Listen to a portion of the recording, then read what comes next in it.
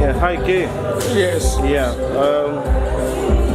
In view of commemorating the Independence Day of Southern Cameroonians, we are about to begin the occasion right in the hall. So if you have any view as how we are presiding over the issue, you could start saying something in view of this day. Yes, Mr. Victor, I thank you very much for this opportunity for me to air out what is actually in me regarding the Southern Cameroon movement. We have put in timeless effort and made in a lot of sacrifices in trying to get things together.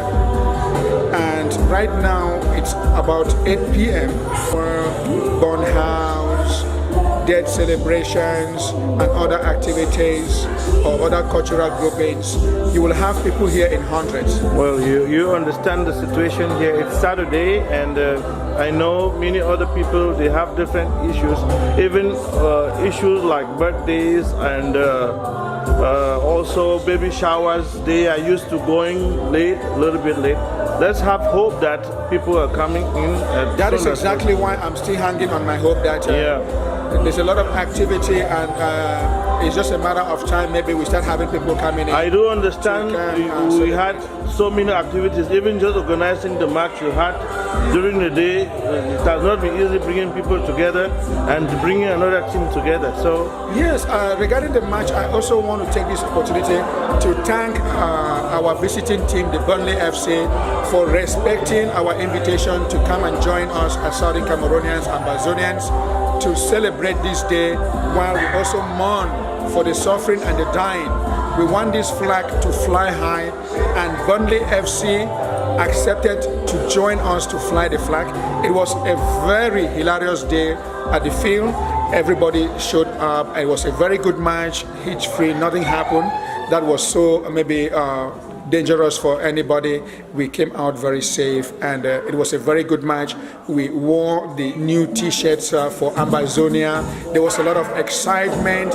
It was, it was hilarious. And the excitement made you to just start putting in goals in the first few minutes of the match.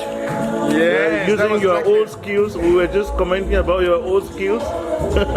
Yeah, I said, I will, just like the fighting spirit that we have for Ambazonia, the flag, the color, the environment, everything surrounding this day today pushed me. I never wanted us to go down with this flag, that this flag should be associated with victory, with winning. We have to keep winning, and that is the winning spirit that we desire. To come together is still by winning, and I'm actually encouraging all Southern Cameroonians and sympathizers of Southern Cameroon that this is a struggle.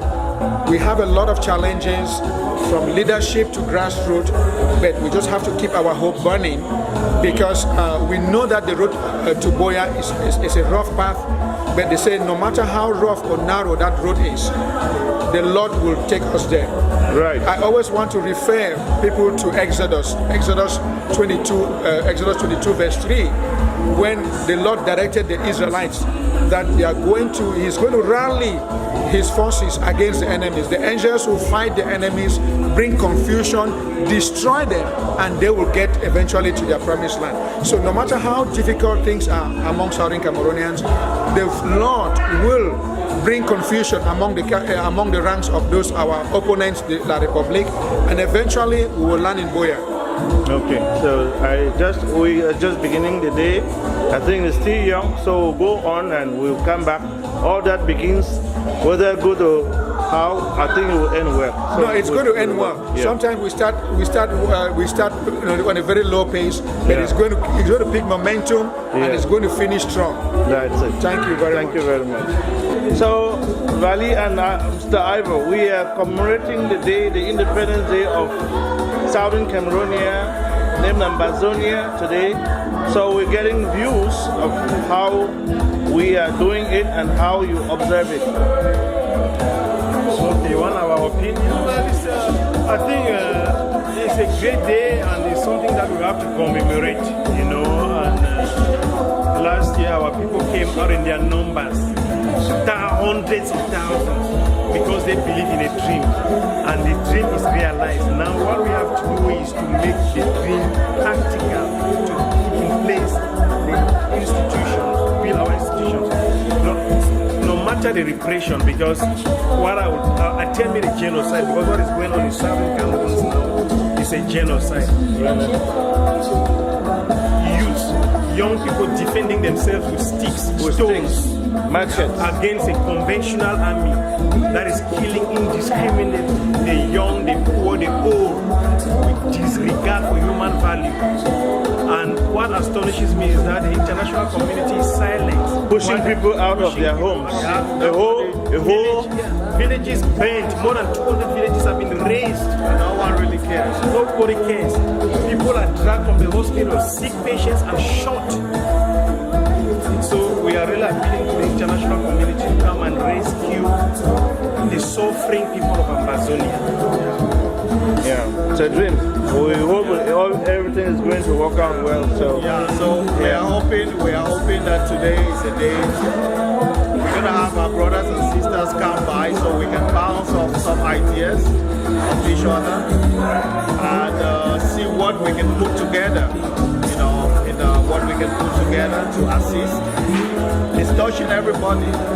Everybody is being pinched by this the crisis. So we need to put more conscientization on people to act positively to assist those who are in the forest, those who are in international, all that, for food.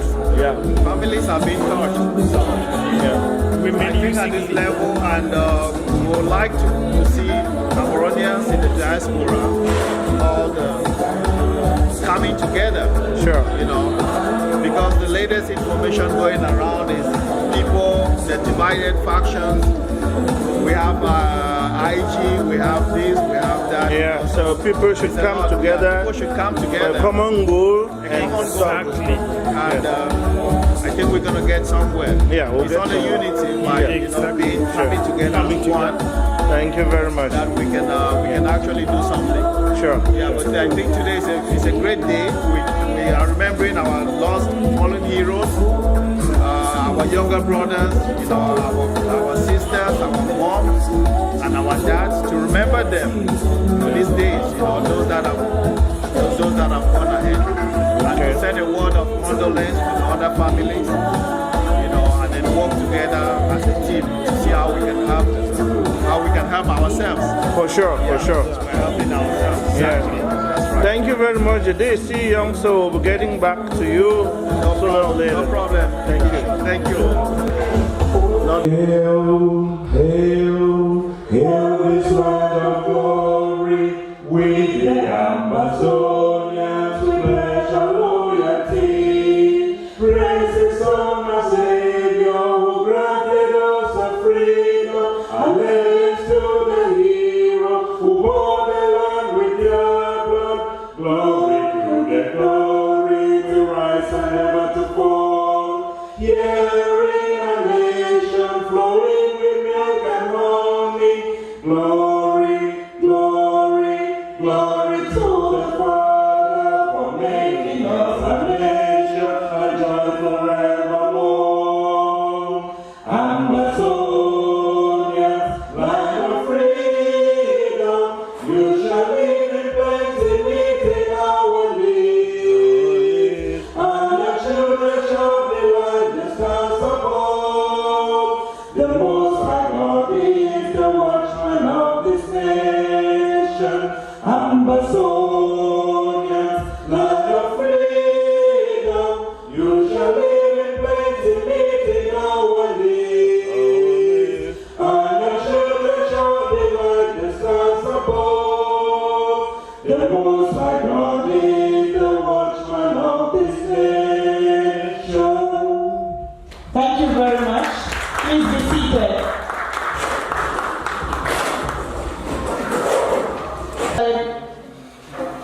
About 2 years ago. We are going to get more details as the night unfolds.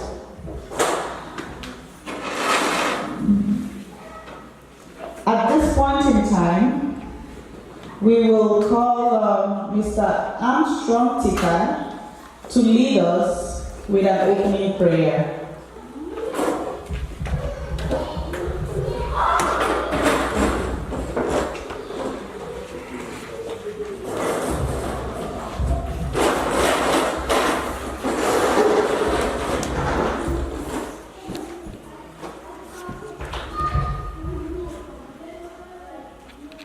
God the Father, God the Son, God the Holy Ghost, come down.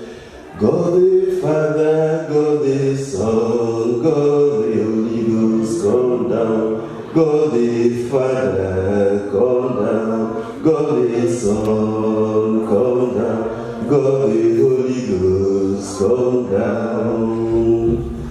Our Heavenly Father, King of glory, you are the Alpha and the Omega. You are the great I am, the mighty man in battle. Father, you assume this title, this honor, because life is a spiritual battle. Before the foundation of this world, you had liberated the Amazonians. Father, I bless you because you are the author and perfecter of this battle. We rely and depend on you. Father, I bring before you the blood of all the holy innocents in the land of Amazonia. May the blood of those innocent people cry like the blood of Abel. Father, we pray this hour with righteous anger against all the perpetrators, against all the armies. Father, any human being born of a woman that shall set foot in the land of Amazonia to threaten life, life will be taken away from them. Father, we come before you this hour. You are the God of Shadrach, Meshach, and Abednego. You are the God of Elijah, the God that answered by fire. Father, your word says, in any land that our feet shall tread, that land we shall claim. Father, we come before you this hour. Release your holy angels. Today we commemorate the feast of the holy angels. Let the chief commander of the heavenly army, Archangel Michael, march forward with the chariots from heaven and bring justice on the people of southern Cameroon. Father, I will not even call it attached to Cameroon, because this day, when there is a change in paradigm, there is a shift in the spiritual realm, and therefore we stand like the church, not building but the people that represent the kingdom here on earth. And there shall be no peace in Yaoundé, at Etude, in Paris, wherever decisions are taken against the will of God for his people, Amazonians. Father, we ask you this hour that faith without action is useless. We, these Amazonians in the diaspora, we have moral, spiritual, and financial responsibilities back home. We have to take care of our own beloved people back home. Father, touch the heart of each and every one of us here gathered to think about those who have lost their life, those who are fighting a just cause.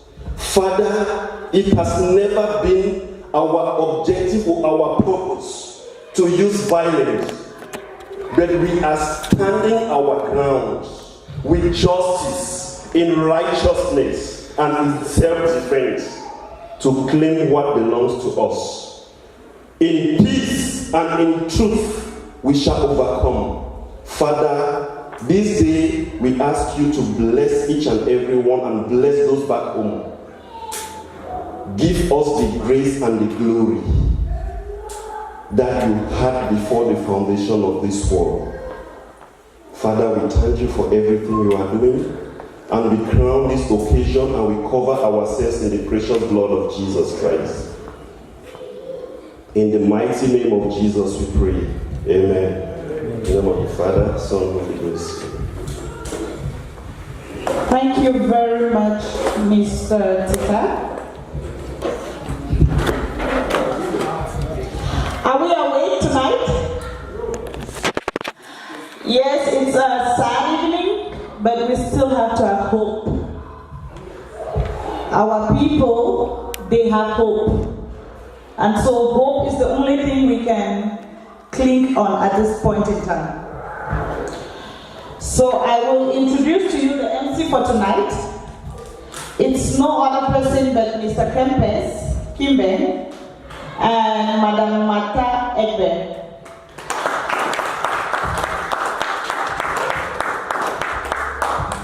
So just a quick note, Madam Mata, she's still on the way because she went to Ottawa for a funeral service.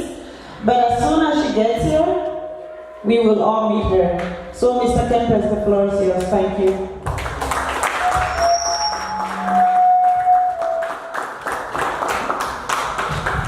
Good evening, fellow Southern Cameroonians.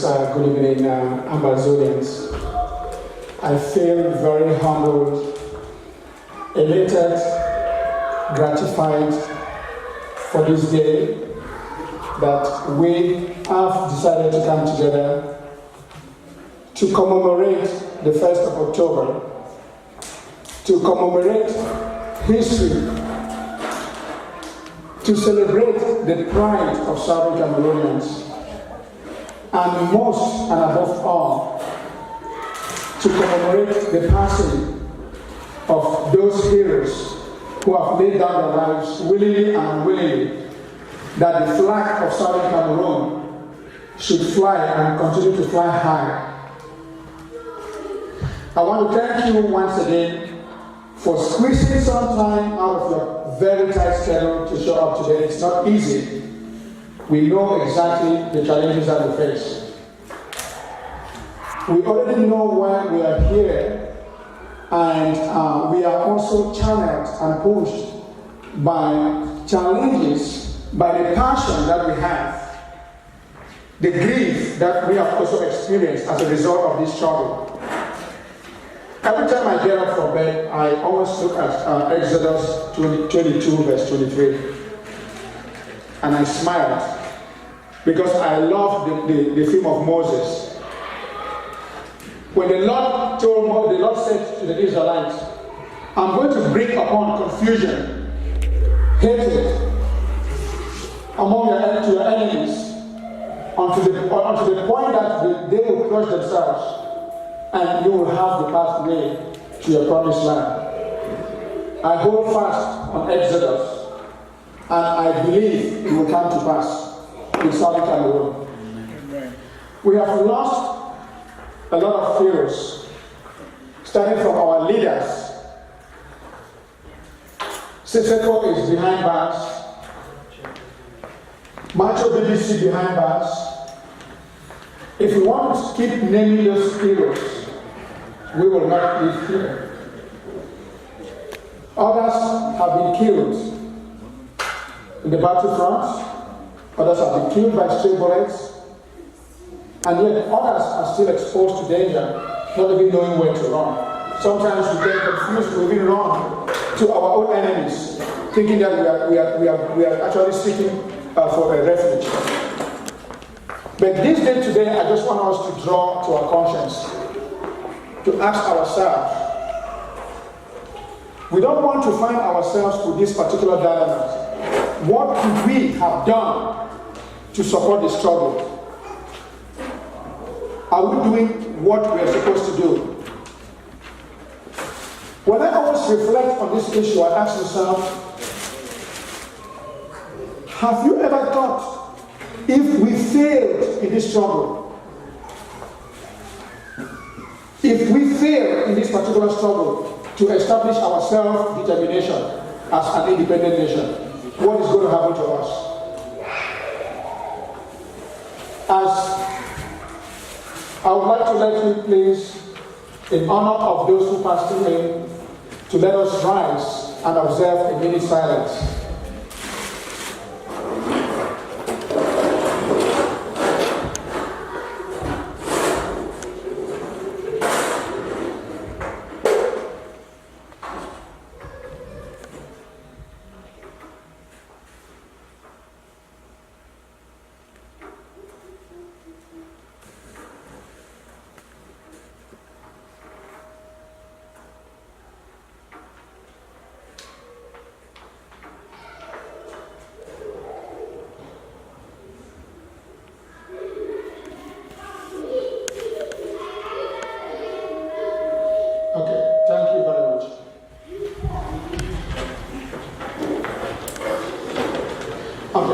I just want to let you know or call your attention to those brains behind this organization today.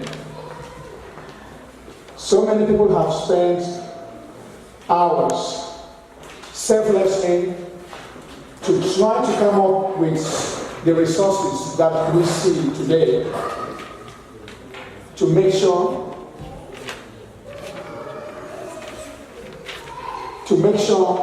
that we sit here today to honor the flag, to identify ourselves as the people of Southern Cameroon. We must be proud of ourselves as Southern Cameroonians. We are not terrorists. We are a people with an identity, and we deserve that. We should not be making decisions as if we are afraid, or we make decisions like we are looking over our shoulders, like somebody is coming behind us. We have to be confident, self-confidence, and we have to be very determined. We have to let our juniors, our children, to understand that this is exactly our history. We have to rewrite history. We have to imprint our identity in the books of history. And we have to stand tall in spite of the adversities that we confront. We have the Humanitarian Association, which has been actually ongoing in Quebec, Montreal, and the brain behind has been Mr. Pagitani, and he has been working tirelessly in trying to raise funds to support Ground Zero. We'll come to the introduction to that. We also want to recognize our ladies who have been, in spite of a very tight schedule, to get some food. I want to thank everybody who have done it one way or the other to bring drinks, to decorate, and I also want to thank those players. Remember, we had a soccer game today against Burnley. It's a white team. We invited them to a friendly soccer, and they said they are also compassionate and they sympathize with the Southern Cameroon struggle. So they were in attendance today to play a friendly game with us, Ambazonia, and we have our t-shirts, the Ambazonian t-shirts. We put it on and we were inspired, and in the game of soccer we said we will not allow this flag to fly low, and we emerged victorious in that friendly game. We won titles. So that is the journey of our victory, and that victory will continue. We have drinks, we have food, and we are here just to reflect on all aspects of our lives and our role that we are playing and what we are able to, and we may also continue to play to ensure that we reach Boya, which is our own promised land. We will have drinks. They are basic drinks. And the prizes, you already have them there on the table. It's just like we try as much as what can we do to get some funds to support Ground Zero. So you see, most of the sacrifices are coming out of our personal resources, but we're also very, very conscious of what we are able to raise to make sure that we have our own impact on Ground Zero. So you will have the price list there on the various table. You see what you need. We try to keep it very simple. This is the first time that we're trying to get this together, and we want everybody on board. So I believe personally on collective management. We need everybody to come in, and for me, I believe in no hierarchy. Everybody comes on board and try to chip in and see exactly what is going to happen. We all have actually run away from Cameroon because of lack of accountability, lack of transparency, and you name it. And I believe that trust is the engine that drives the passion of people. If you believe and trust in people, you can pull down a mountain. So that's exactly one of the conscience that has brought us here today. So we will go straight to our program. And we will have a lot of very exciting revelations today. We'll be having presentations, we'll be having a video about what is happening in Ground Zero. We'll also have illustrations and video about the humanitarian efforts that are actually ongoing in Ground Zero and beyond, even in Nigeria. And we can see what we can do in order to support and sustain those particular efforts. I believe in the law of large numbers, that if we can show up en masse, $1 you look like it's not actually worth it. But if 10,000 people put in $1, it's $10,000.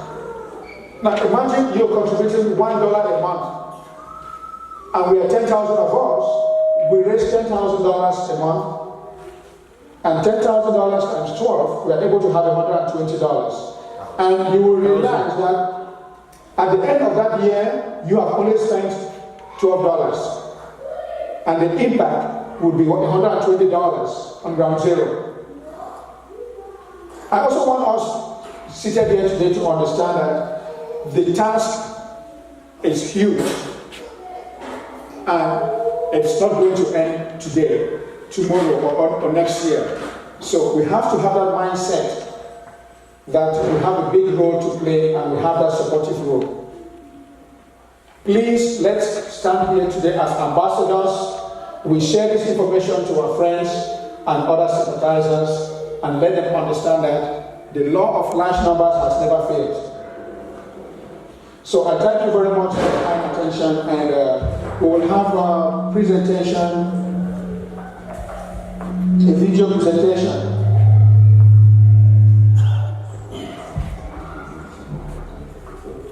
So we'll have a musical pause, we'll have light refreshment, chill, stay cool, and then we'll continue from there.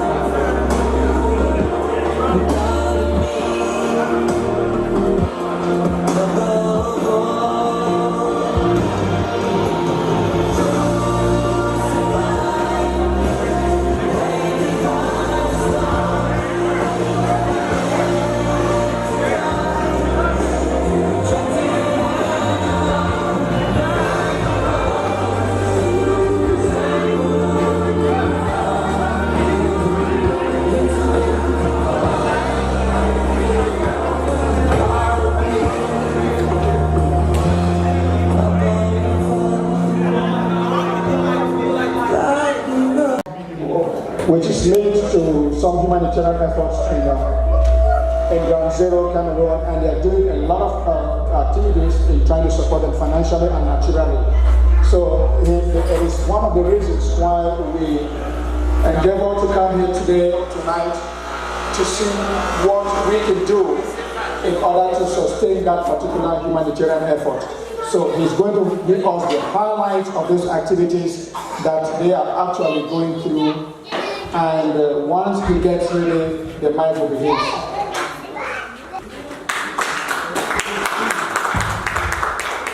Thank you very much, and it's my pleasure to be here today. I feel humbled that people took time off to come here to at least go through this, share with us and to share the pain that we're going through. I personally, since September 22nd, 2017, my heart has been bleeding. Up to today, my heart has not ceased from bleeding. I'm a very quiet guy, who those who know me personally, but I decided to go the way I'm going now because I couldn't hide my pains. I'm crying every day. For my first time since I was born, grew up in the small neighborhood that you know in Cameroon, that I could see the military shoot people with helicopters and guns. When you knew that guns in Cameroon were used for hunting, but they were being used against human beings. Thank you. So by the way, I'll not talk so much, we start with what we have to share with you. I know most of us in here are Cameroonians who know most of the things that have been happening. You're on the WhatsApp groups, you see all the wonderful images of weird images that I cannot imagine is described, but I've just tried to select a few to share. I will talk about it, and we'll share our experiences, and we'll see how we can continue tomorrow. So I don't think we are celebrating anything. There's no celebration here. It's mourning, it's commemoration. Because now, as we speak, maybe people are still being shot in Bali since yesterday. Now, as we speak, people are still being shot in Muyuka, along the roads leading to their farms, in Monge, in Indian, in Kwakwa, and in Bachwantai, as they killed about 6 people yesterday, killed the father and his 5 children. Okay, so by the way, we can start right away. I know with the light we cannot really see these images, the PowerPoint, so please, my friend who was doing this lighting, can you just turn off this light over here? This other one this way can help us. If you can turn off the light, it would be very helpful.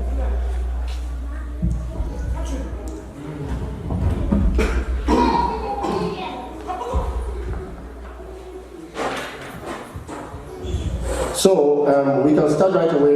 It is no lectures, it is no showing that I know so much more than you guys.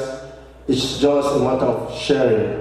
We learn every day and we just discuss. It's just commemoration. Like with family members, we talk about the people we have lost. So the caption, as you see, is these girls we don't know. There will be a special slide about these girls, and everyone who knows about the crisis in Cameroon have seen these images. These images up to today. I talk to Aya Foundation on a daily basis to search for these girls. He has never been able to see these girls. So he's still looking for them.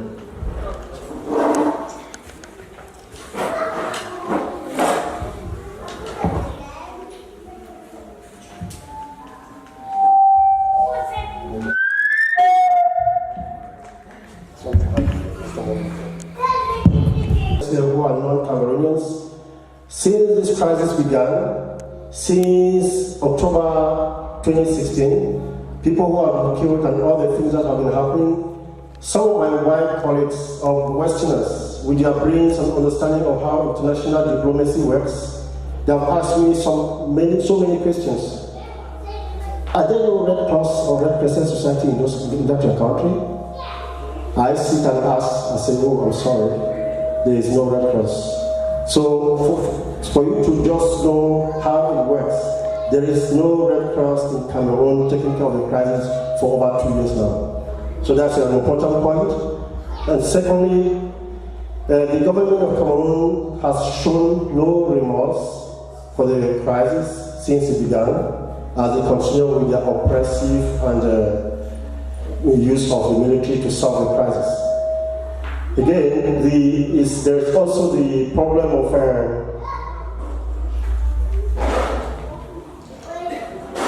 something to note again is that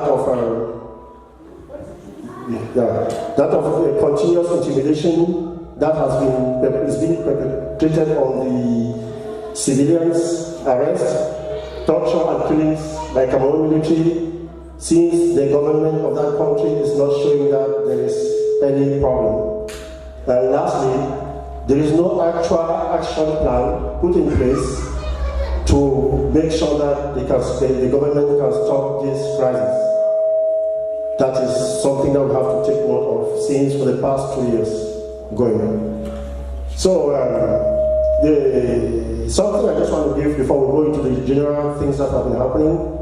The week of September 24th to September 29th, now that as we speak, we have lost about 30 people in the southwest and northwest regions of Cameroon.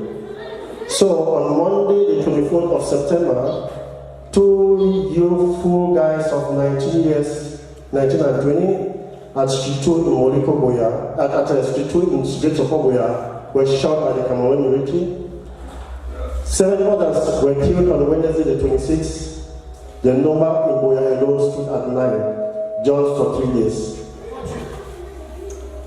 In Batontai, somewhere in the Manfred Central subdivision, 6 people were killed. A father killed with his 4 children, and one other guy who is just a football coach, but he's a native of the area, he was also killed by the military. The military came, just stumbled and broke their door and got them arrested and shot them. In the evening when we were already asleep, the dad just put on his loincloth called a wrapper in Cameroon to sleep, and they came and pulled him out and killed him.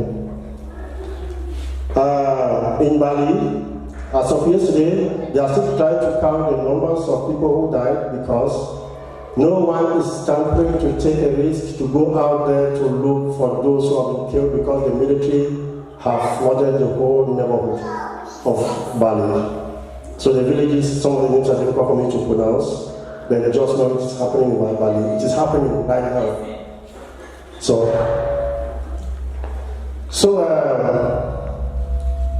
the video that we watched was one that the title is Tears That Will Never Go in Vain. So that's the video we watched. So I don't have to play it again, but we just have to move on to the next slide. So we are here today because we also want to show this community that we don't always come to talk that we want to raise funds to support people because we want to use it for private gains. We are working with a credible organization in Cameroon. I'm sorry, I'm not making any publicity. This organization is doing, they're doing incredible things that you can't imagine. They are helping the civilians, those killed, those injured, those shot, and those who are displaced with their pocket money to take care of all the civilians, irrespective of which part of the Anglophone regions or which village you come from. The Aya Foundation. So I'll just go and play this video for you people to see one of the latest things that they did. Some of the support came from what we did here in Montreal in the month of July. So we added some money in the month of April. We added some money and sent to him. So you will see what he did. He will start by calling my name. My name is Tani, so don't feel Tani is someone's name. But I know most people can have it, but I'm Tani, it says Brother Tani. So if you hear it, don't be surprised. So we just have to listen and watch it. Just Brother Tani, we were in the prison as I told you yesterday. So we get a carton of drugs. This is adding to the other consignments we got for quite some time. So this one, we're taking it. See the prisons behind us. We'll be taking it in a moment. This is Mr. Gilbert, a resource person of the Central Region, and Brother Ernest, a wonderful brother that does a lot of work here at the prison, single-handedly for our people. So we're taking these drugs to him. All the drugs have been on your account. We've done a lot. We will get all the receipts, a lot of receipts, over 1 million francs receipts. Then we'll be sending this video too to Sister Chloe and our brothers, some other brothers in the Americas, It's a truck full of foodstuff. A truck completely full of foodstuff, tons of gari. You have gari here, tons of potatoes, tons of rice, cocoyams. You also have, let me just open up. You have a lot of stuff here. You have oil, you have Maggi, you have tomatoes, toilet tissue, a lot of other basics in a plastic bag somewhere. It's full everywhere, so that's it. So we are doing this jointly. 3 associations are funding this project jointly. There is Sister Chloe. I will send a video to her. This video in particular, she'll look at it so that there's no foul play. The Sister Chloe, she gave in a lot of money for food stuff. Then what you get will use for medication. It's a team effort from what we've been doing to support back in Cameroon. But this there are just so many. I cannot be showing you all the videos or all the pictures because we are playing for time. We started late, and most of the other videos or pictures, images will be running automatically at the background as we go through this evening. So I will go straight to the others. You will be seeing here the people. These are all the displaced people. People have been displaced from their localities. They are relocating. Some have been received, the ones on the right have been received. Women and children that are trying to escape, and they are just walking, just like from those living in the neighboring areas in Nigeria, those who cannot make it to Douala or to the Francophone regions. Even the Francophone regions nowadays are not safe. And the local NGOs put the number. When I spoke with Aya Foundation last week, Sunday morning, he told me that he estimates, he was driving from Bamenda to Manfi and spent the night, drove from Manfi to Boya that same day and got to there at 2 p.m. By the time we were talking, he said, but while he drove, he cannot say he's counted up to 10 human beings that he saw from Manfi to Bamenda, from Bamenda to Manfi, Manfi to Boya. All the roads are dry, and he asked me a question, my brother Patrick, you will see a grass almost 10 meters tall, a grass in front of somebody's house, so you can imagine how long people left at home. Right. So it should be 6 months and beyond, or more, as I can say. So, just a lot is happening, and again, these images that I'm showing are images that we as Cameroonians, in our WhatsApp group, we have seen them, but the text that is there, unfortunately, is not so clear, but the fact is that I just thought that it's important that we put out some of this information out for you to see, and all the images are showing the torture, the killings and the arrest of the military, and these are the people that were killed and with the bricks put on people's back when they were maltreating and torturing and maiming of boys. And again here, this slide is very important. It shows Kwakwa. This is Kwakwa on my left. On the right hand side, that is Mami, somebody that I forgot that was burnt in the house. Mami Abby is something, thanks a lot. Yes, she was killed. And down here is a Yimoja. These are the mothers who were moving from Yimoja into the forest, through the forest to Nigeria, with their kids and everyone was away. So, by the way, it never ended with the government oppressive approach that they had to stop the internet, censor the media and the radio stations or whatsoever television stations. As of date, there's only one TV station. There is only one TV station in Cameroon that is talking about the crisis, and that station alone is Equinox Television. And they have been highly censored that they don't really show gruesome images anymore. They follow the meetings and what people say about the crisis. So, for the other slides, Doctor. Yeah, the slides that I'm showing you, see the flags is just representing the countries, what different countries and organizations have talked about the crisis. One more time, please. Okay, yeah. So the United Nations have mostly been offering what I call lip service, with no action in place. Same as the African Union, and same as the Commonwealth. And the paradox here is that the Commonwealth Secretary General was in Cameroon between the 17th and 22nd of December 2017. She had no time to talk about the crisis until the last day she had to leave Cameroon. She had a press conference where she was verbally attacked by the Anglophone activists and advocates that told her that you are coming to a country that is a member to the Commonwealth thanks to these two provinces, and you are leaving without coming to the southwest and northwest. Then she had to play some diplomacy tactics to go to Boya for a rush meeting of 3 hours and went back and flew back to London. That's how the politics work. Paul Biya, the president of Cameroon, has done his best to get all these guys corrupt with huge sums of checks or billions of dollars, as I can say. So this is a torture of some of the things that really provoke this crisis, as I can say, is nothing short of what we call teachers' strike and the lawyers' strike. It ignited the crisis, but it started as a mere teacher strike and as a mere lawyer strike, whereby the government refused to listen to the teachers nor to the lawyers. The lawyers and the teachers then came together to form a consortium in January 2017, and when this consortium was formed, all the leaders were called in January 2017, January 17, 2017, all the leaders were called and thrown into jail. And many of them were later released in August.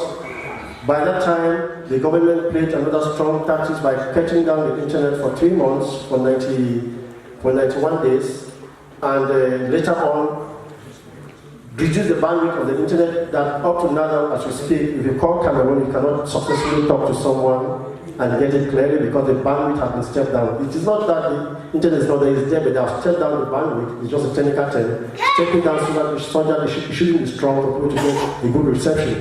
So just because they want to censor, they want to reduce the communication and the fluency of people talking about the crisis.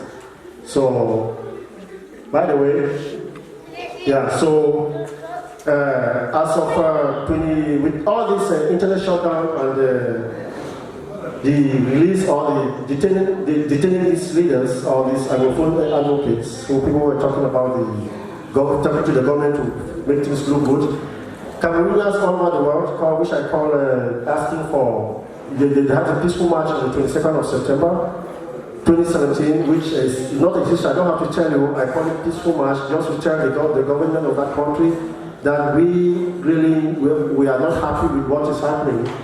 And the government responded with heavy-handedness by shooting down citizens with helicopters and breaking rules on people who were just having their lives in their house. So, just barely about a week and a half after that, 22nd, as if things were not enough, on October 1st, the government continued with its heavy armory to crack down the crowd when Anglophones in Cameroon ask for respect and recognition. That is how I call it, not independence. So for me, I'm sorry, I'm not being apolitical or what, but I'm trying to put it in the right terms. The way I call it is asking for respect and recognition. That we are also important. We are part of this country. Please respect us, recognize us, and treat us as civilians, as people who have a say in this country, and the government use the military on them. So since that day, the killings have been, the graph of the killings have been skyrocketing until date, and the government is not sealing its killings, not stopping with its killings. So, as of now, as we speak, a lot is going on with the killings, so that even in our local community here, with the MPs that we've been meeting, I personally have been having a lot of trouble talking to them because they try to ask questions about who are the Ambazonians, who are Southern Cameroonians, and who are the secessionists. So that is really politicized. Many people don't like to talk about it. This is an evening that I know many people will come, but people are not still comfortable to talk about it. For how long can we continue to stay on the fence? For how long can we continue to stay on the fence? So this is something that I am not forcing anyone to think like me or to feel like me or to talk like me, but I am suggesting that we either choose that we are Anglophones from Cameroon, or we say we are Francophones and we should keep our mouths shut. So, to continue, this crisis is a crisis that has it is deep-rooted from the year 1884, 1885, when Africa landed in Bimbia and Guinea. So I will give the microphone to my friend who will give you more details about that. Hosea, Brother Hosea, please, can you come over?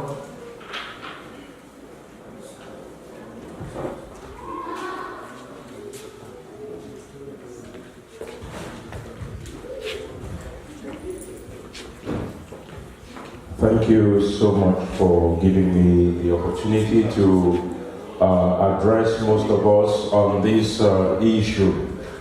The big question that we can ask ourselves now is, how did we get here? We cannot treat a disease by attacking its symptoms.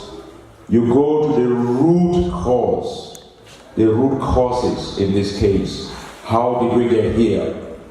Paddy just talked about 1884.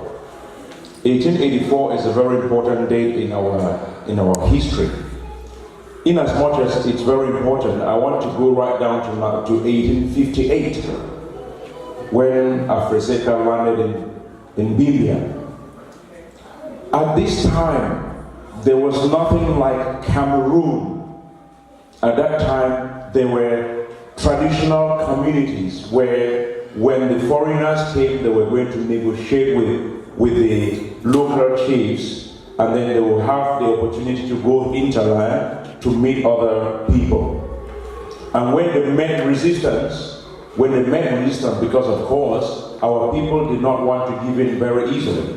I remember in one of my history books where when the white man first came to Bali, he was red in color, and what happened? They knew that they had given traditional authority to the king of the kingdom, who was the Bali form. And I read in one of the books where they were afraid to go and touch him, but they had to give the powers to the fawn himself, that, look, if we're afraid of this man, let the fawn go and touch him. And then when he went and touched him, he told his people that the white man did not burn. He was red like that. They thought there was fire on him, but there was no fire. That was just an interlude. Now, in 1884, when the Germans arrived in Douala, because between 1858 to 1884, the British were already getting into Douala. When they got into Douala and then they retreated, there is that expression, too late Herod. Too late Herod. Too late Herod. What happened? When Herod came and returned to England, he was coming back now, he was reluctant to conclude the treaties with the coastal chiefs. So when he had come back after 1884, the Germans had already concluded treaties with the local chiefs. So the expression "too late Herod" is because Herod came late and did not have the opportunity to have an impact on the coastal area. So at the time, when you talk of Cameroon,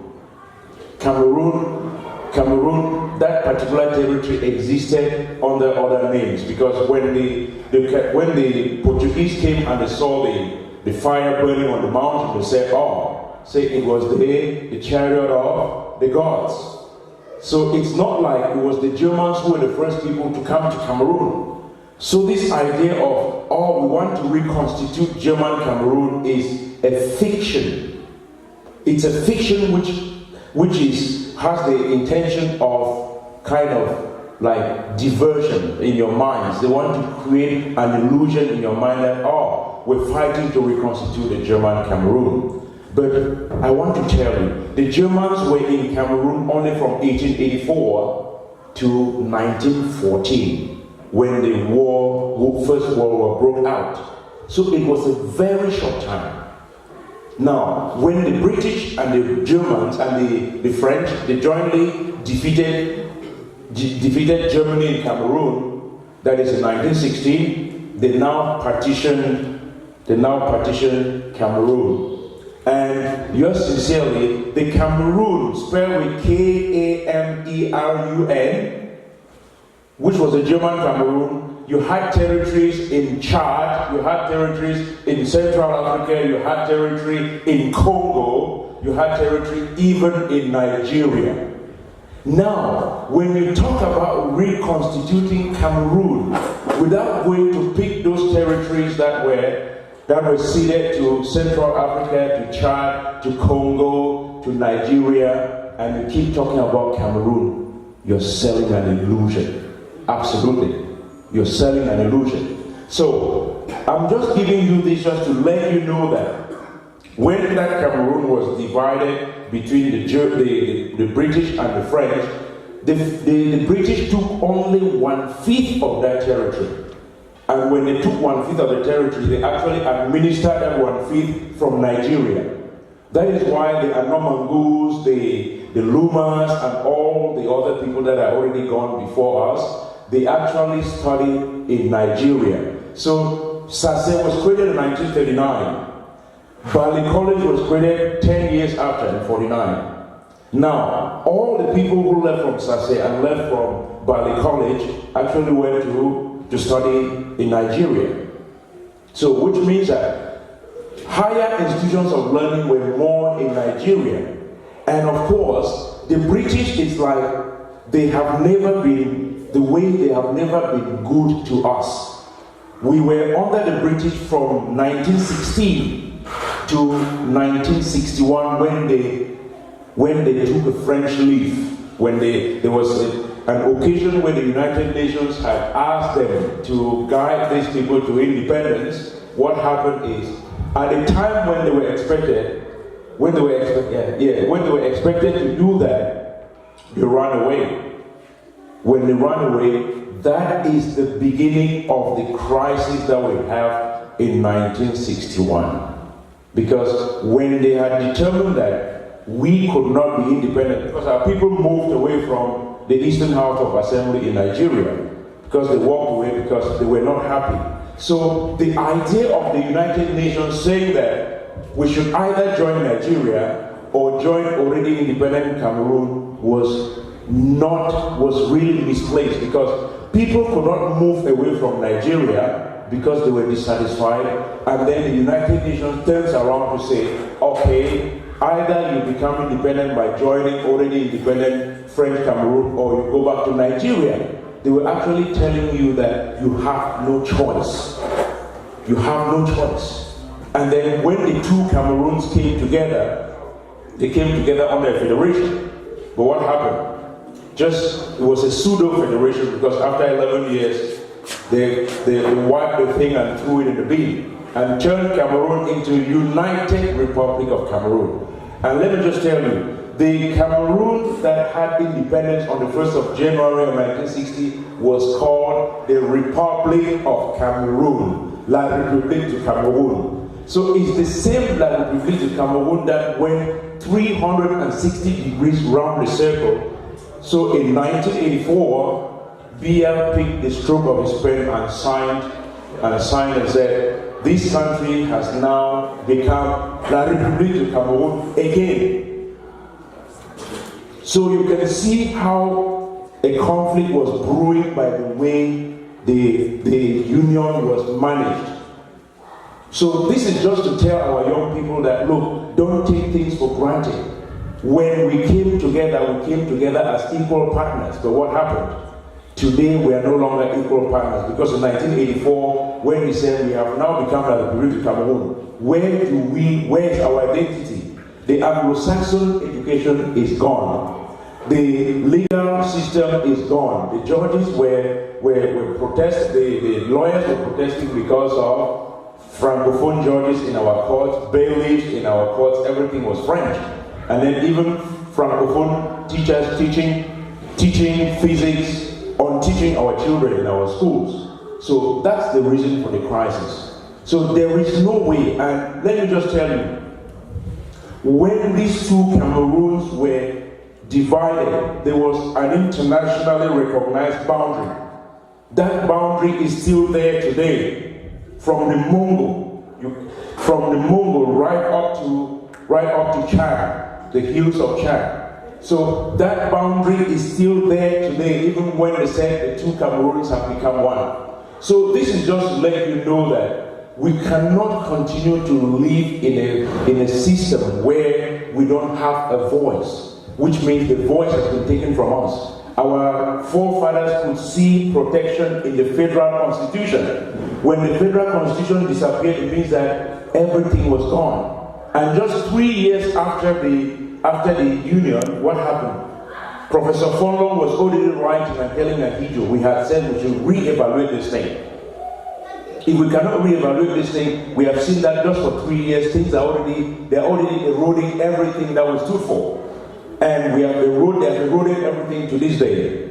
So this is just to let you know that, look, we cannot continue to live this life where our people were protesting with branches that we just want freedom.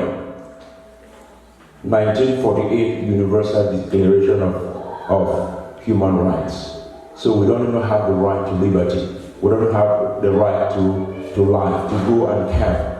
Now they are already telling you if you have to move from Bamenda to Francophone Cameroon, you have to complete papers that are telling you exactly where you are going, why you are going, and all of that. Is that not the laissez-passer that our parents used to use to travel to East Cameroon? So there you are. This is to conscientize, and we sink this in the psyche of our young people that, look, if we have to live as one Cameroon, we have to go back to the drawing board. But of course, it's too late, Howard. Too late, Howard. Yeah, we can't get any longer. So presently, as I'm telling you, my mother is not at home. They killed some gendarmes in my village, and everybody's gone to the hills. There are four gendarmes were killed just a day before yesterday. So it tells you that if you keep thinking that this thing will not reach your doorsteps, it's going to get there. We cannot live a lie. That's what I want to tell us here. We cannot live a lie. We have to be real. And the time to put our effort to support our people back home is no other than now. This is the time. I would have taken more time, but seriously, we got a lot. And I thank you for listening. This is just to appeal to your consciences that, look, we as a people, we deserve better. No one should make you feel a lesser human being than you actually are.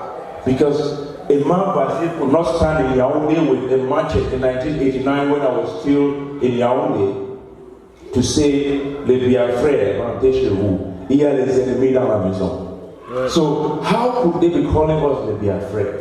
How could they be calling us enemies in their house and say rentrez chez vous? And then now that you want to rentrer chez vous, nobody wants you to rentrer chez vous. So it means that you don't even have a chez vous, you don't even have a house. So that's all I'm going to tell us. I just also want to appeal to all of us that we should lend an ear. We have a register here. When you register your name, we are like endangered species. So I appeal to all of us to make ourselves register, just so that we can keep track of our brothers and sisters, because just a telephone call to find out how are you doing, that's the most important thing. That's our belongingness. That's all I'm going to say, and hopefully our brother Job is going to throw more light on a couple of other things that we have to bring us together, because we were like dead in Montreal or in Quebec. The time to wake up from slumber is now. Nobody goes to sleep while his house is on fire. The time is now. Thank you. Thank you, Brother Hosea. Yeah, just to add that there are lots of details on this slide, so we shall be running an auto slide. You will see everything that we didn't talk about. Before I hand over this microphone to the MC, I just wish to remind and recall or inform people that there are about 5 million people who have left Northwest and Southwest, who are taking refuge either in Nigeria, in the French regions, or are still in the bushes. My uncles have been living in the bush for 7 to 8 months now. So, and the crisis continues. So, MC, go to the level. Thank you, Mr. Padi, Tani, and Mr. Hoja for such exquisite and detailed breakdown of the historical analysis of Southern Cameroon. I'm already touched and moved and also perplexed with what has already transpired and developed over the years. And I believe everybody or everyone here present today is still going through that kind of traumatic experience, which has left us a lot of toll in our personal and family lives. So generally, I would like to invite Mr. Joe Taku to give us a little presentation about the reason why we decided to come together to set up this particular occasion to celebrate Southern Cameroon. We actually realized that things have not been moving so well in Quebec, and there is a lot of disgruntledness, a lot of lukewarm response to issues related to Southern Cameroon, and we said we have to do something, we have to galvanize the crowd, we have to do something, to make sure that we input or add some value to what the struggle is all about. So I would like to call up Mr. Joe Taku to let us know exactly how we came up to this particular stage with reference to this particular occasion. Please join me to welcome Mr. Joe Taku. Thank you very much, MC and fellow Southern Cameroonians. I am particularly touched with what is happening in our own local community, which is Montreal. Or, yes, actually Montreal, that's where we are. So, if you listen to other presentations by my previous colleagues here, they've said a lot of things about Paddy is talking about the humanitarian aspect, which is a subset of the main problem. And Mr. Hosier has talked to us about how it all started and how we are here today. So if you look at what is happening, it is, if I look at I will have to go back to the word Cameroon. If I look at what we call Cameroon, which all we are inclusive. If you look at the way we respond and the way we react and the way we do things, it is 35 years of dictator Paul Biya, which is impacting and affecting all of us till today. That's why we are acting the way we are acting here. Because people do not think positively. People think of the negative instead of the positive. So, if you look at Montreal, it's a very big community.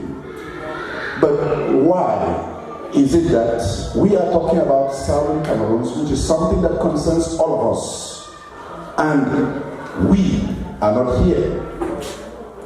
Not being here in this hall to please anybody, but why are we not taking part in things that affect us? Okay, so if I go to the breakdown, I see that the way the mentality of people has been affected for 35 years is affecting all of us here, because everything that people do is about me and how to go round and round and round instead of looking at us as a community. So if we are Southern Cameroonians and we are in Montreal, and Montreal is one of the biggest communities in Canada, what is wrong with us that we cannot think together as a people? What is wrong with us that everything that we're talking about here is something that if we go out and we drink our Heineken and we go to our local social gatherings, everywhere, we talk about the same things. We see the same things. We have the same problems. So what is wrong that we cannot come together and think like a people and think positively on how we can move our community together and move our community forward? So that is what happened. At some point, just like we are here today, at some point we were just like somewhere having a bottle of beer like usual, because that's the life of Cameroonians, drink and drink and drink and drink. Okay, so having a bottle of beer, and it came up to our minds that some people around were talking about the same thing. And the same thing we're talking about is, what is the problem? Why is it that we are not doing something together as a people? So we said, okay, instead of just talking in our bottle of Heineken, let us come together, sit down and have a discussion and see what we can input so that we can help our community to be able to build itself and galvanize itself to understand that we are, if together as one, we come together and we are one for all and all for one, we can achieve anything that we want to achieve.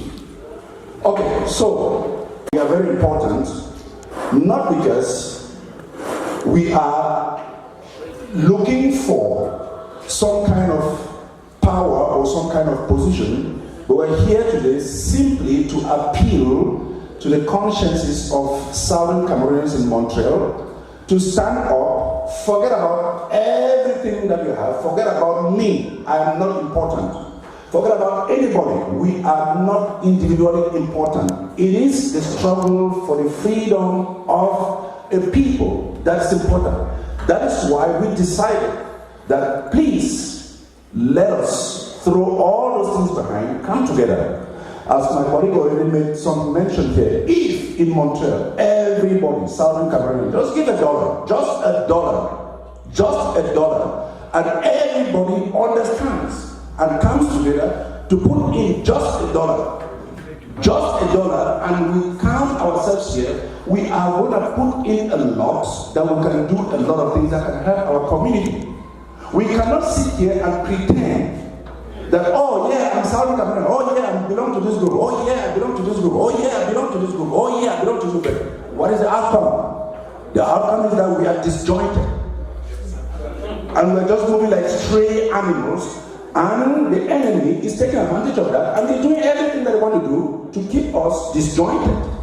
So if we are not able to think and keep away the 35 years of, I call it mental slavery, that Paul Biya has instituted on everybody, we are not going to go anywhere. So I want everybody who is leading this hall today to carry this word to every family, to carry this word to every member of your family, to carry this word to every member of your community, to carry this word to every member of your social group, that we need to break the shackles of 35 years of mental slavery and start thinking like people. Because if we do not try to think this way, all our efforts are going to go in vain, and we're going to stay here dancing the same dance for so many years, other than coming together and making sure that we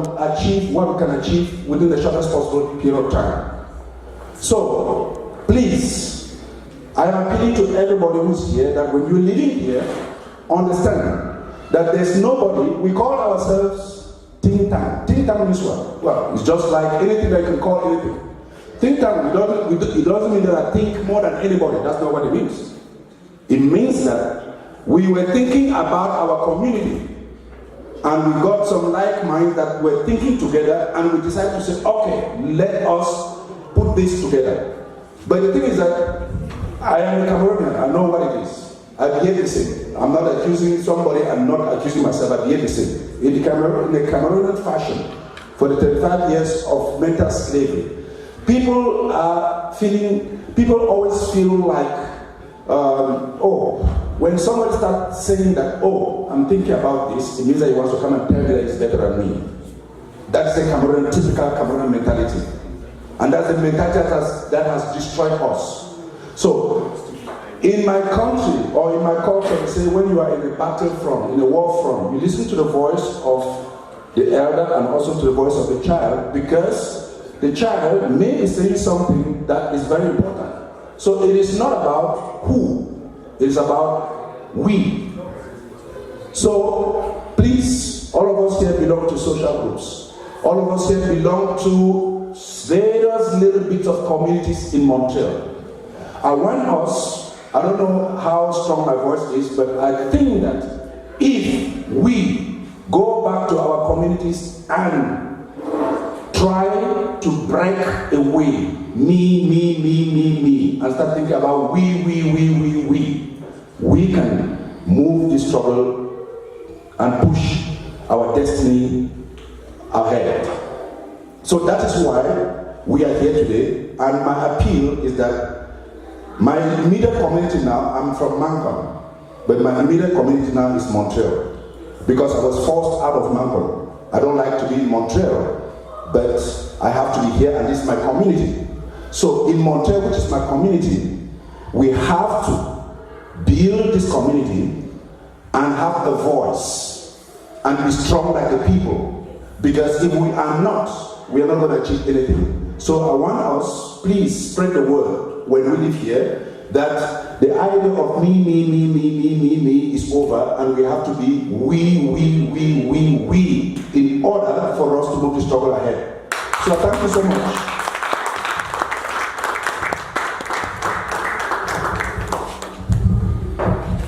Thank you, Mr. Joe. Thank you for such an emotional appeal to ourselves. And what we are going to do is that we are still going to have a lot of testimonies, and those who will have some literature to present or whatever advice or opinions they have will also have some few minutes to do that. This is not a hall, it is an occasion for everybody to come up and chip in what you have as a way to move this place, this struggle forward. So we all understand from the presentations that it's a battle of existence. And we have seen that the government has systematically taken steps to eliminate, to destroy, to make us like slaves. I have a fresh memory of what has happened in Cameroon, or Southern Cameroon particularly, over the years. All those institutions that were major employers of Southern Cameroonians, or they were actually the epitome of the history of Southern Cameroon, has been destroyed, from CDC, Pamol, Wada, Mideno, all those places. I can believe there is no statistics that the highest rate of unemployment in Cameroon is found within Southern Cameroon, because I look upon myself and I say, where can I get a job? Where can people get a job besides, like when they say there's a concours that is launched, people run away, 10,000 people will be applying for a position of 2 people and something like that. So we see exactly that it's a battle of existence, and what Mr. Job has actually said, it's quite touching. It's quite touching. So we have to try to look beyond our own selves and see what we can collectively to produce, to add value to this struggle. So one day we can sit and we sing our national anthem, we have our own currency, we have a flag, we have an army, we have a representation within the United Nations, and we become an independent people. This is what we want. Job said, we are not important. They said the whole is greater than the sum of the parts. The whole is greater than the sum of the parts.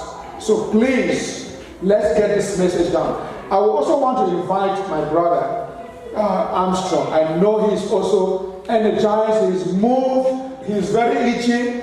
I can see he wants to say something, and everybody who wants to say something, we are not here for merrymaking. Anybody who has something to say, please, just get ready. Just start getting ready. You will have to say something. You must say something here. We cannot leave this place without you having to say something and not saying it. Please, Brother Armstrong, get this microphone and keep us moving. Thank you, MC.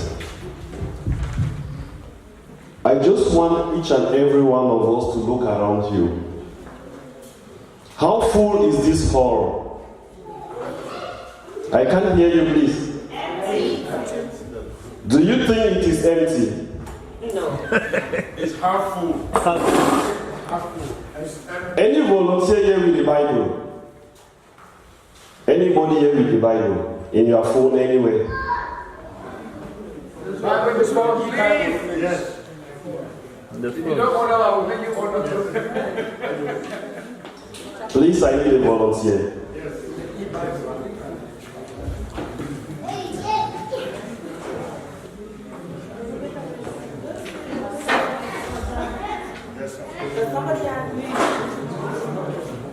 If you have a Bible, no, read it, please.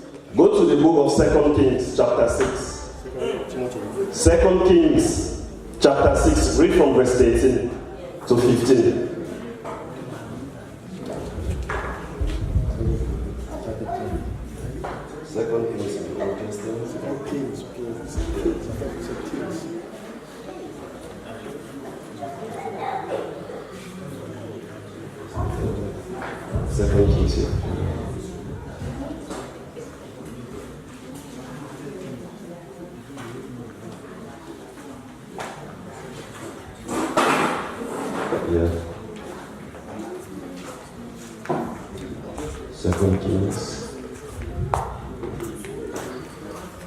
Read from another translation, you listen.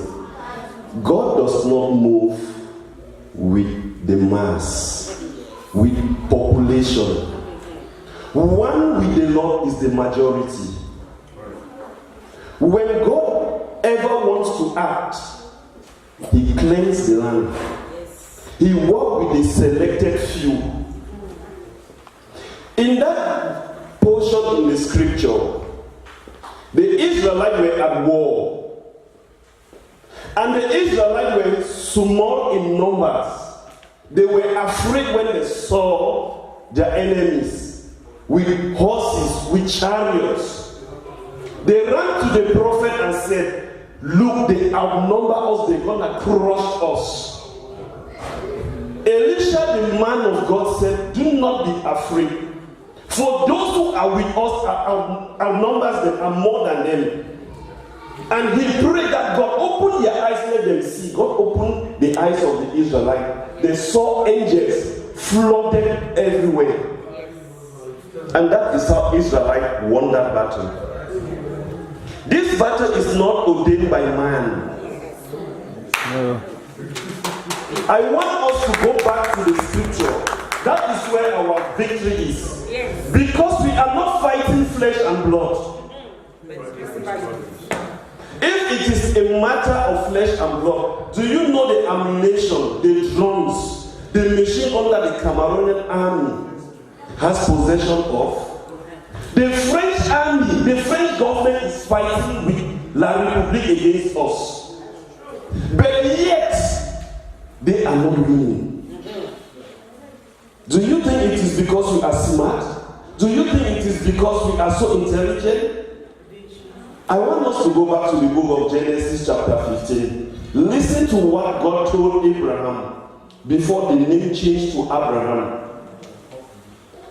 If somebody has the Bible here, I really want us to go to the root cause and then react in the word.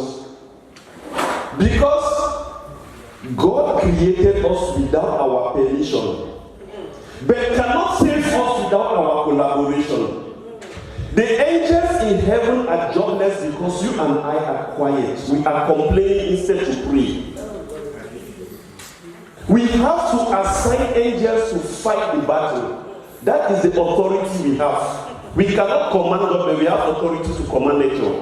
And the angels are servants. So they take instructions from us to act upon it. That is why the scripture says, "Decree ye a word and it shall come to pass." Amen. But when we complain, we pray out our blessings, we sell ourselves so cheap. Every blessed day, any family ought to say one word on our land and against it to thee. Amen. There shall know no peace. Yes. Because the Bible says there is no peace for the wicked. Yes. I do not invent that word, I only stand by the word. Amen. Shall be well. Now I want to remind you something. Anybody here with the scripture, go to the book of Genesis, chapter 15. God told Abraham about what will happen to the descendants of his descendants, yet unborn. that they would be slaves in the land of Egypt for 400 years. God told him over 1,000 years before it happened. And the Israelites, we know what happened before Joseph was sold and they became slaves in Egypt. But they were there for 430 years actually. 30 years as kings, as the early tribes in Egypt, when Joseph was the prime minister. Because of the jealousy and conspiracy, they kicked them out and they became slaves for 400 years in honor of the word of God. What we are going through the hands of King Biam is ordained by God for a purpose. Yes. After that time, and when God times manifests, Bia is no greater than Pharaoh who bowed down. Bia is no greater than Nebuchadnezzar who ate grass. Bia will grow mad. Yes. His foolishness will push him to madness. Yes. But I want to tell you something. Do not be moved by multitude. If I belong to any group and I see that people are only exchanging words without any movement, I quit. Faith without action is useless. Show me your action. Show me what you can do. Just do something. Social media is good, but use it positively. That's it. We circulate WhatsApp messages, at least 10 messages per day that we share. We cannot contribute $1. If we go by intellectual property right to share somebody's material, first is a crime. I don't want to go into the legal perspective. Let's just say you share one message is $1. How many dollars are you going this trouble? Who are the authors of those messages? Those are ground zero. You are sharing their property without their permission to gain fame, and you cannot pay money to support them. Do you know we have moral responsibilities back home? Put yourself 5 years, 10 years back home. If this struggle met you, how many people here claim they could have been alive? Personally, when I graduated from school, with all the best grades and everything, because of the region I came from, it was like a door blocked in front of me. Imagine the number of years we struggled before coming to Canada. If this, whatever is happening now, this struggle had happened that time, I cannot guarantee you that I would have been alive. Now our brothers who are there, receiving bullets on our behalf, they need only toothpaste. For the ladies, they need their monthly necessity. It is our obligation. Imagine you were still there in Cameroon and you knew your brothers and your sisters are abroad. They are there fighting on the social media, using this battle to enrich themselves.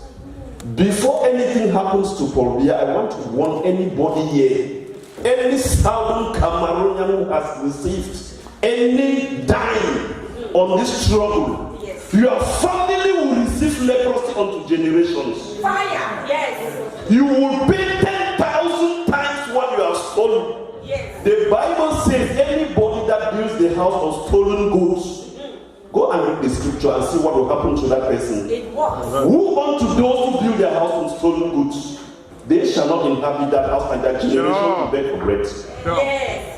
I do not write it. I am not the author of the Bible. I only read it and pray it out. If you had ever embezzled a dime, or if you know somebody, send them this message.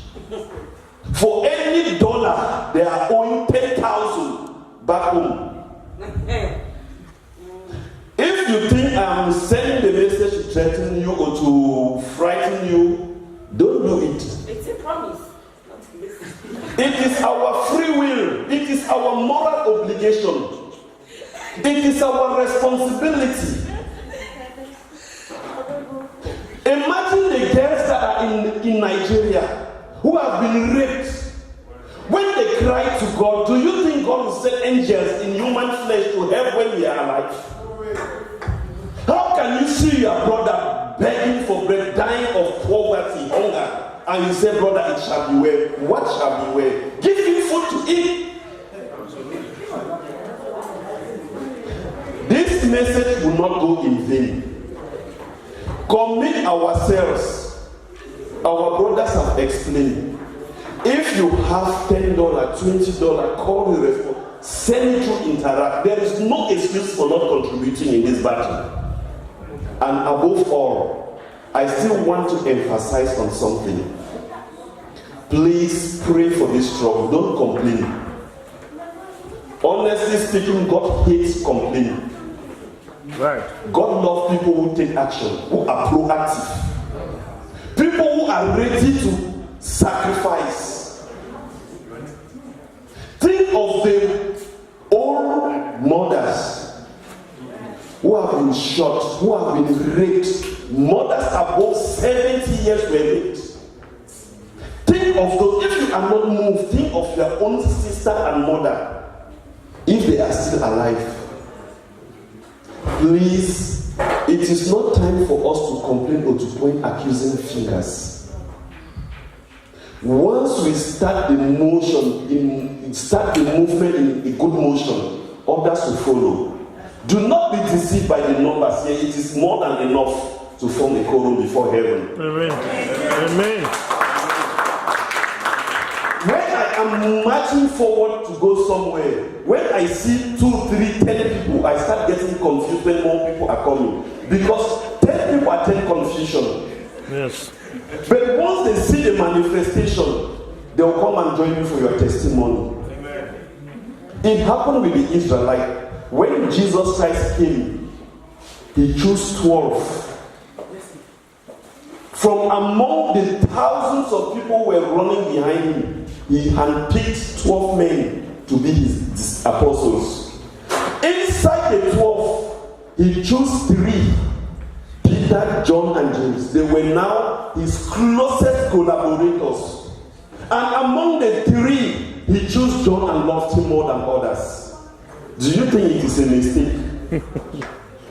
In life, if you have more than one friend, you are getting to not, you are getting stupid. That's the principle in life. There is a paradox even in research, the paradox of friendship. Go and read it.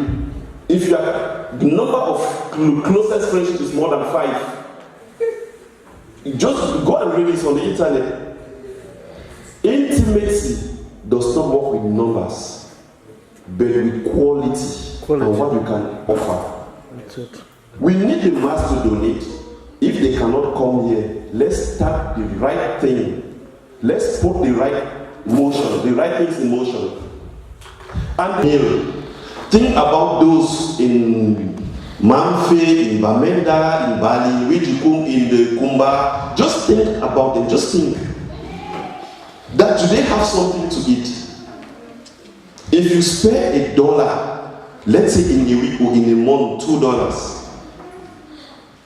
just by thinking about those people. Because when we pray, we fast. And how do we fast? What we were supposed to eat for breakfast, we keep it aside, not postponing our hunger. Fasting is not postponing our hunger. It's putting aside what we were supposed rightfully to have, like food. We put and think about others and give it to them as charity. So your breakfast, you can donate it to somebody. You can donate your lunch to some other person another day. Just think about that way. It's a way of thinking that brings God even closer to us. For example, I'm still emphasizing this battle is not our battle. So we do not fight flesh and blood. And the only weapon that we use as spiritual weapons, use the word of God and pray evil out of our land. Send those armies in confusion. Let them start fighting among themselves.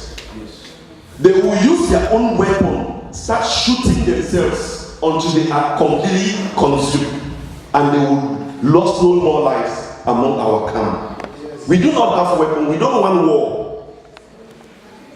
We will go with peace, with love, with justice. All the righteousness weapons, we will use them. Foolishness is what will bring Yah down to his throne. We don't care much about what will happen. Nature will handle him. But for us, let us go to our pockets, to our hearts, and to our minds, and help our brothers and sisters. Look about those young girls at their tender ages, running for helter's skelter. They don't even know what will become of them. Those are engineers. Those are future doctors. I even fear the post-effect of this struggle more than what is happening now, the psychological torture and trauma. We can do something now to prevent those things from happening. Let us dip our hands in our pocket and help this struggle. And as I say, anytime you give, if you are afraid, pray over that money. That anybody that tries to embezzle your money will know no peace. Amen. It is destined for people at ground zero. And you will count yourself blessed. When you will see one day, in a very short time, you will see people back home rejoicing because of your charity. Your capacity of happiness will grow. Amen. When you bless somebody that you don't know and you see life transforming in that person, or life transformation principle in that person, your capacity of being happy increases in life. But when you are greedy, you think only about yourself. You will have plenty, but you will go always sad. You can have money, but you cannot buy health. You can have money to buy books, but you cannot buy knowledge. Wisdom, knowledge, understanding comes from God. And only when you dispose your heart for the service of others, you manifest all the blessings of life. So as I end here, may we continue in charity, in love, in togetherness. Think about us. Let the value of us be higher than our individual values. If you are here a nurse, think about how you can inspire people in your direction to help this struggle. If you are a teacher, think about how you can use materials of education. Be inspired in your field of operation to help those back. There are many ways we can contribute. Thank you so much.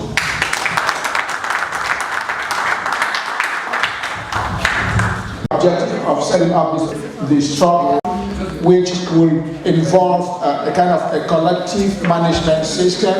Everybody who donates, everybody who contributes will have his or her contact information noted and recognized, and will be receiving financial information, feedbacks as to the progress of your contribution, what will be done, and how it is done. So we want to encourage transparency. We want to build trust among our society. I personally have also noticed that sometimes it's not about what you want to donate, it's how you feel will be done with what you have contributed. That matters a lot. And I believe that we stand here for transparency and accountability. And what we have actually vowed to do is we are going to make sure everybody who contributes to DIAN will get progress report by email, not telephone. You have email, you have a financial statement of how we present our expenditures or income, and that will keep you abreast of what is happening. Please send this information out, and as I said, every dollar counts. In financial planning, they said, how much money do you spend without even noticing that you have spent? Expenditures. It will serve a purpose on ground zero. We can do this. Let us know that we are proud of where we come from. We are proud of where we are going. We know our destination, and we are heading towards the right direction. So we have all this.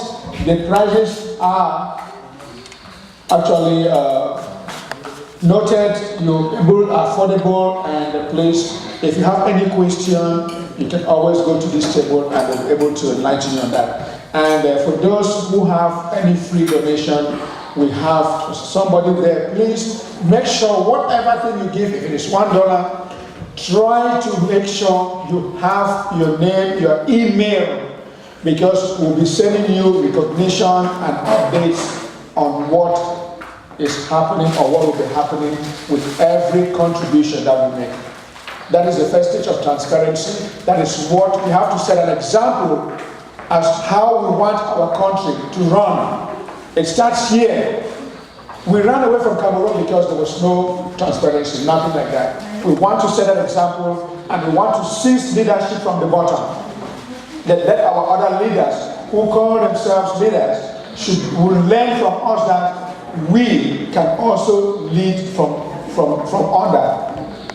So I thank you very much, and at this particular point in time, this is, we said it's a commemorative occasion, and I know we have been moved, and there are so many people there who are already touched, and they might be having something to say, what idea you have. I would beg that the photographer does not take photographs of me. When he was fighting apartheid, he said they call him names, he organized things, people, it is on him, but he won the freedom for everybody.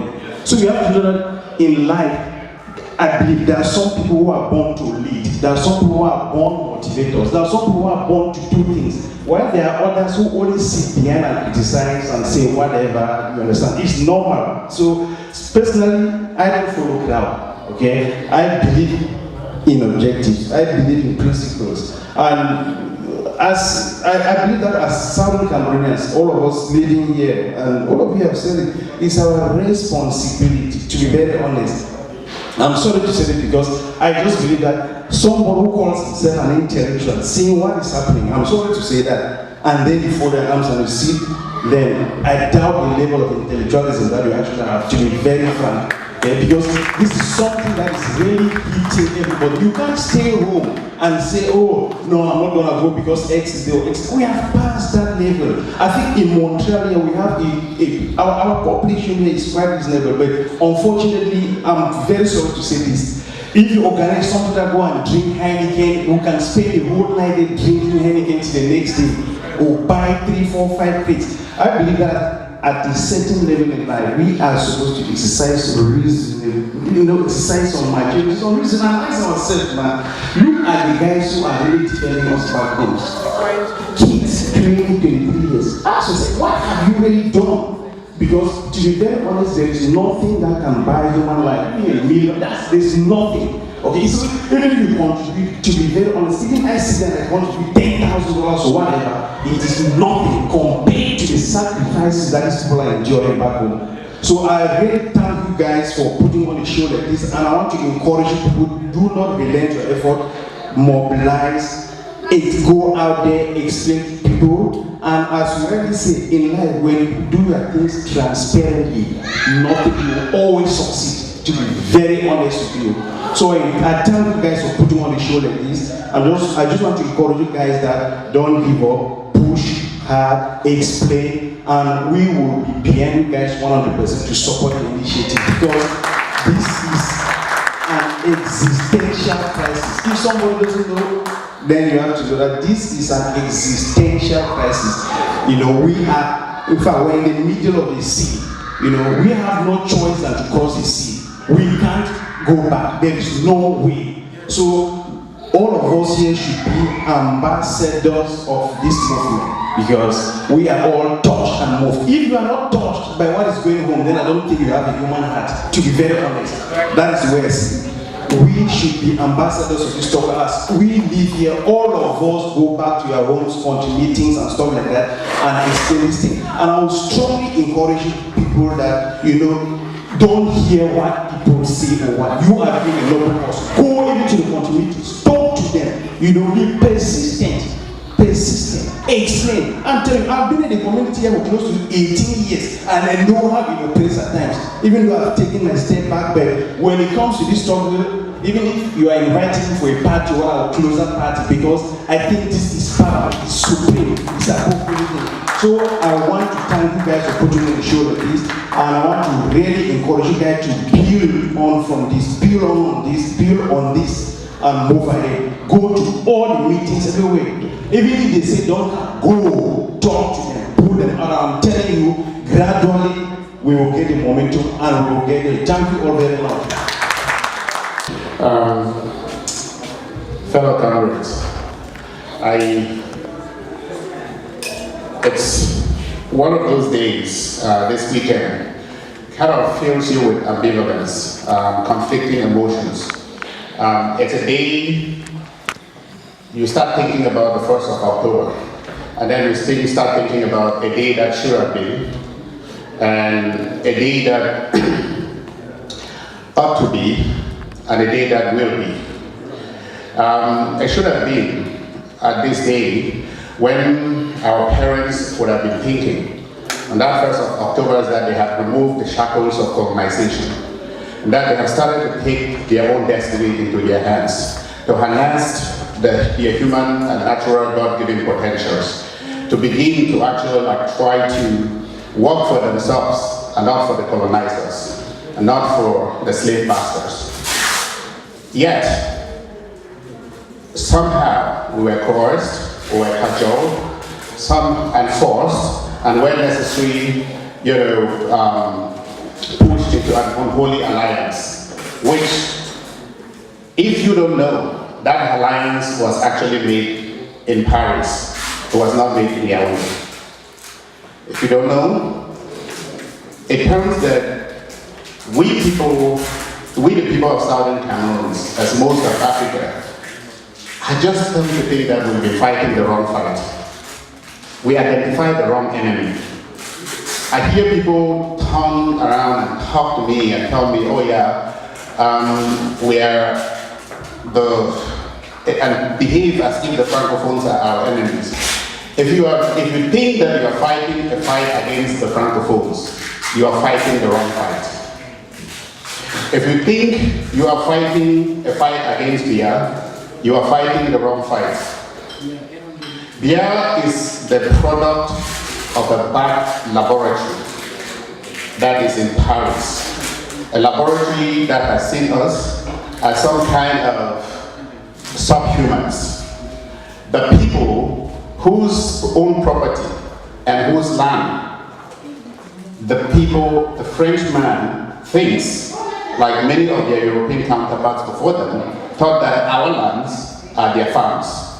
And therefore, the people who claim to be our governors or our leaders are the administrators of their farms.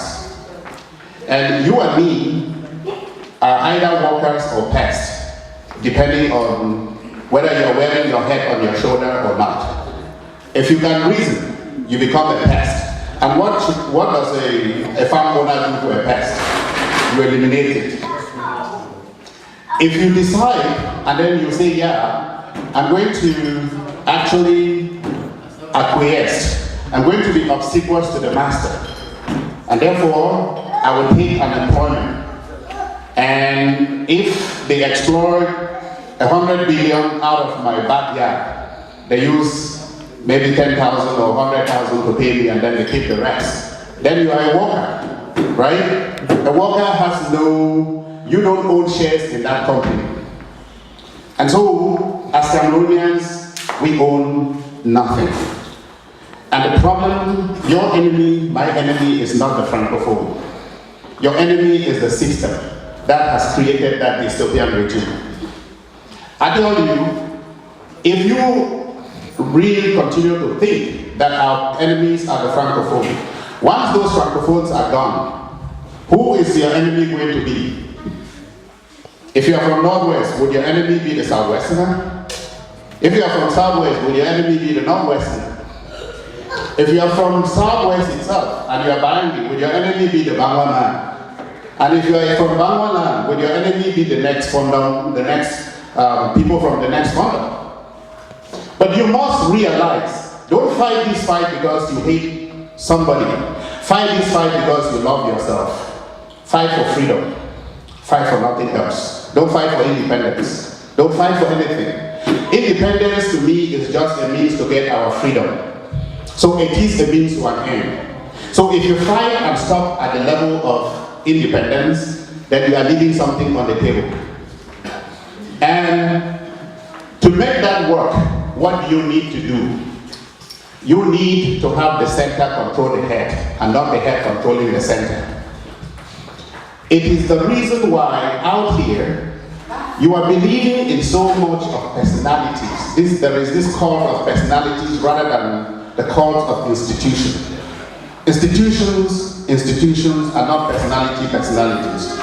When I see what is happening, what is actually transpiring around here in the whole, in the struggle, the so-called leadership, the leadership are just emulating the garbage that is emanating from Yaoundé, from the rest of Africa. Because somebody sits somewhere, has no legitimacy, does not come and take their power, their allegiance is to money. Their allegiance is not to you, and you are giving them the ability to do that because you are not structuring yourself. If somebody comes to you and asks for your money without your ideas, without you being able to contribute, without being able to contribute ideas, please don't give him that money or her. Your money must come with you being able to have a sense of control. Don't buy shares in the company where you cannot actually even vote.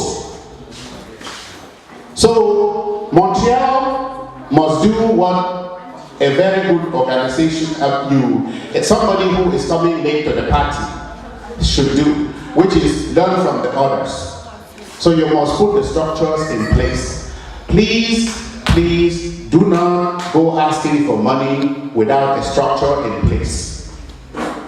And if you have a good structure, the money would follow. This house will be full the next time we come. And one more thing I want to tell you, you already have a very good structure out of which you can build something here in Montreal. I think was it August or October or July, there was the cultural events. I saw people there. You can go out of that. First of all, build a structure to show the people that if they give you their money, you will manage their money well. That you are going to listen to their ideas, and that out of their own wishes, this is where the leadership of this organization, of the structures will come. So if you are creating this body, do not create this body and patent it and say, okay, because we are the think tank, we are the ones who created it. Any other person else who comes and brings in ideas, who can do something, no, we're going to lock the door, because all of a sudden now we have put ourselves in social media that somebody can say, yeah, he's the president of Southern Cameroon, Montreal. That's what is killing other groups in the other places. And the last thing I want to make mention is, I think that the way we are fighting this war, or fighting this titanic struggle, is wrong. To come here every time and ask for donations of $20 or $300 or $100 or even $2,000. None of you live in a house that you don't pay mortgage or rent every month, because that is the most important thing to you. If we have to fight this fight, people need to actually act on their monthly bill. Part of your contribution. That contribution may be $100, may be $50. It depends on who is doing it. But you don't contribute without asking how your money is being used. You don't contribute without attaching your ideas to that contribution. You must make sure that the people are held to account. And this is the only way that this is going to work. The last thing one of the real things that is making people very disenchanted is when we started this war, people thought it was a sprint. We always said it's going to be a marathon.